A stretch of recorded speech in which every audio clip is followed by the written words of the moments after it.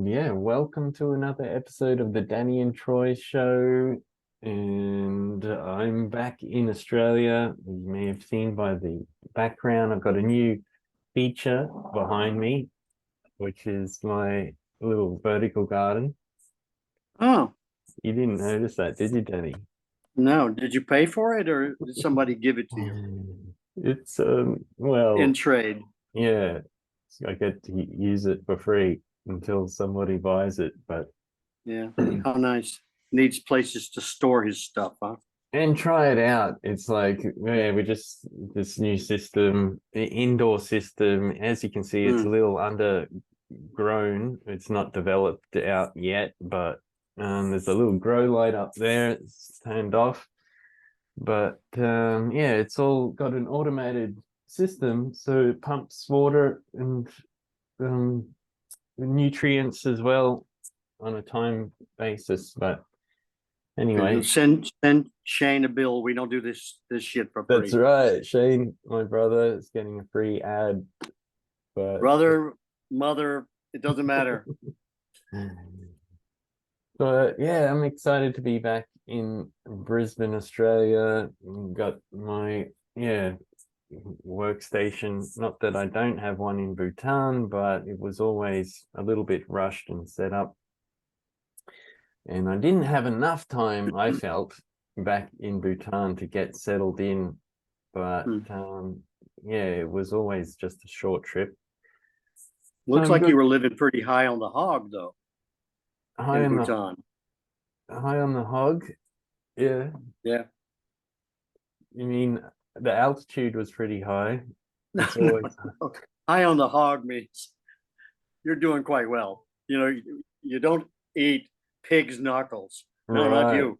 right. We're into Oh, uh, jowls and things like that, yeah, the tasty yeah, part. yeah. Well, yeah. Missing out on I didn't get a supply of cordyceps to bring back, but yeah, I've got the little Yeah. tablets and the tea. I've been drinking tea. I've Well, got some tea here, cordyceps tea. try Amazon, man. Well, yeah, It's you can get all it. over the place now. I got a canister the other day from all of the magic mushrooms. Cordyceps was part of it, Right. Ganoderma. Um, what was the other one? The one that looks like a brain. Like five or six different mushrooms Yeah. in powder, so you can Right. add it to whatever you want and Yeah. be a Mm. Chinese superstar if you want. Yeah. So yeah, that's where we are, and we're doing another episode, which we've made some great progress, I believe, in the brand story aspect of data logical services, and yeah, really kind of refocusing our own brand and coming up with a product that we believe can really not only, we're applying to ourselves and propel ourselves to new heights in terms of the company, but offer it as a service in a fun, entertaining, and educational way of actually just living life and finding your purpose and applying your gifts to an area that you're passionate about.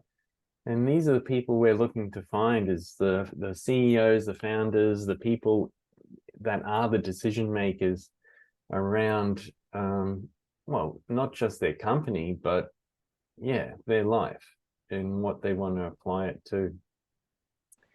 Actually, we can do it for anybody, That's right. right? And allow me to interrupt.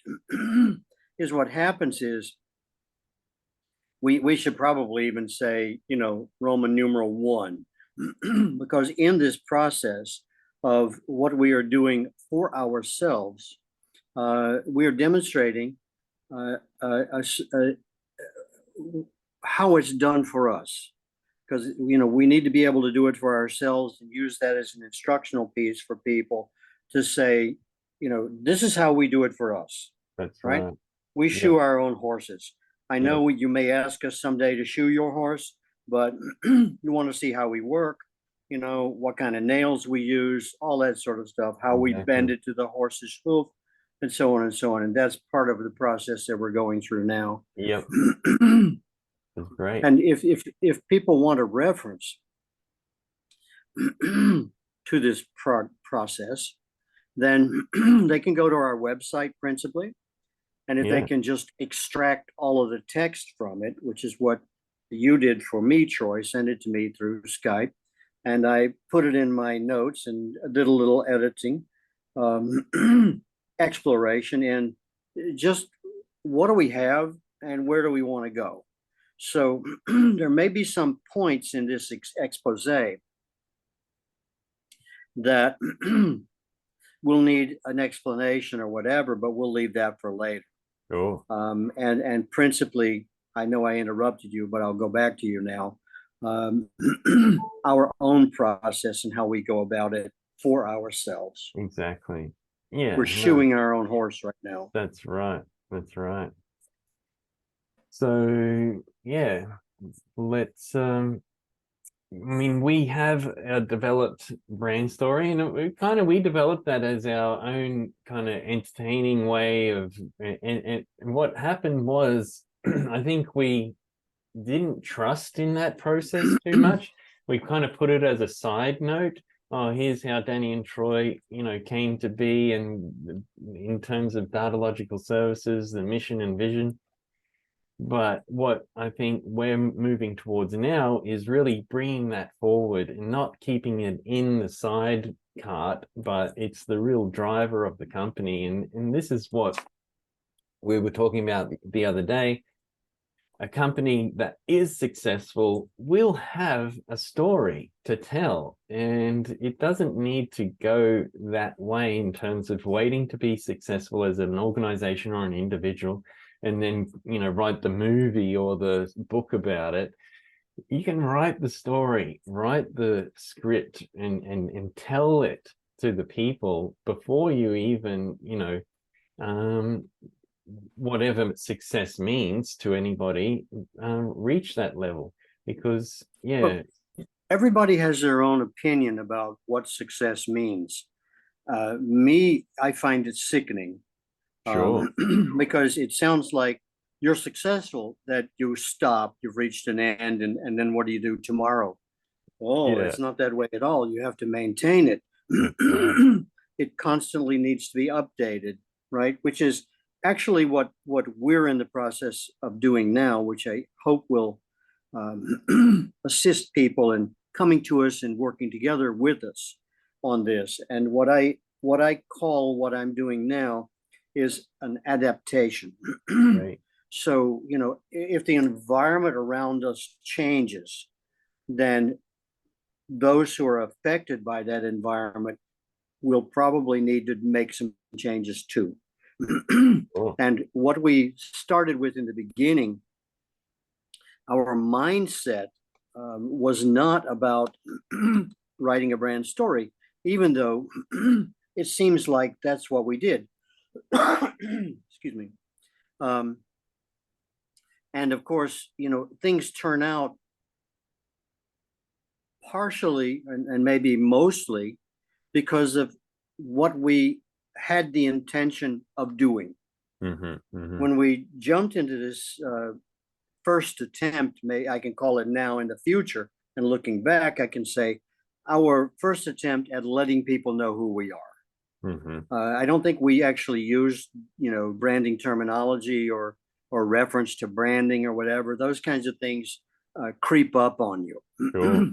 And, then it gets to a point, it's like we witnessed so many people who are making bad examples of themselves, and nobody's really clear about what they do.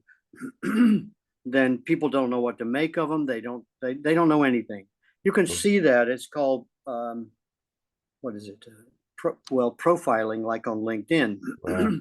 Where people create a profile of themselves, and I believe mostly unbeknownst to them, they are creating their own brand story in a slapdash way. Yeah. It's like, oh, I guess I should have thought about that before I put, a picture of myself as a profile picture.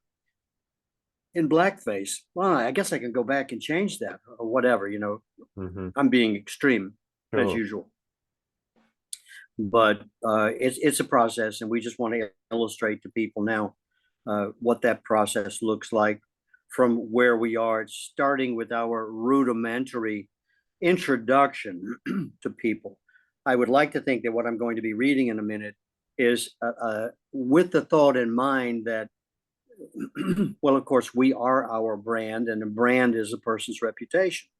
So we include a lot of the things that, or I did rather, or I guess we can say we, where we tell people what we've done. We're referencing the accomplishments that we make. And at the same time, we're creating an image of ourselves.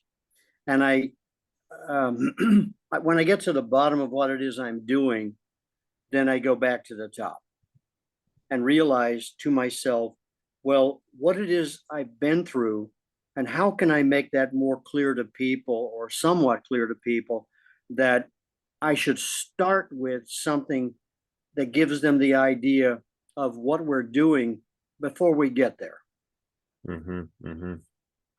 If that's clear as mud. Well, what I love about it is this theatrical approach and the creative expression aspect, which is, I think, you know, I can't speak in absolutes, but I don't see anybody else doing this. And it's important to bring in this creativity and theatrical approach to your own brand story, whether, like you said, you are, you know, manager of a company or CEO or a founder, or just, I don't know, I don't want to say ordinary, but it's just an everyday person. The Interesting. power, yeah, behind this process of really identifying who you are and what you're about, and being able to express that, or first of all, write it down and then express that and say, yeah, I'm comfortable with who I am, and not being, you know, cookie cut sliced into these, you know, LinkedIn profiles, or, you know, you must have your picture up here, and, you know, what's your history and your work, and what's your education, okay, what's your interest. So that's worked in the past, but I think the world, I'm hoping, is ready for it. So shall we get started? Yeah, I'm looking forward to it. Okay. I call this piece, I'm in the habit now of putting dual titles on a piece. It's I start somewhere, and then I go back and amend it. And when I get to the bottom, I say, okay, what did I say? Then I go back to the top and I put a catchy, I like to think a catchy phrase at the top, which will give people some notion of where we're headed, that exemplifies the manner in which we have written the piece to disclose and their producer's brand story. And I begin.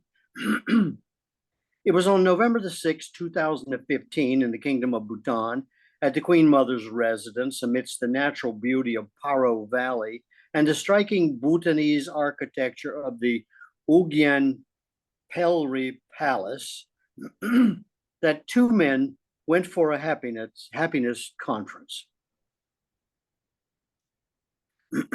Their mission was to remove the disconnect between people with problems and those that can solve them.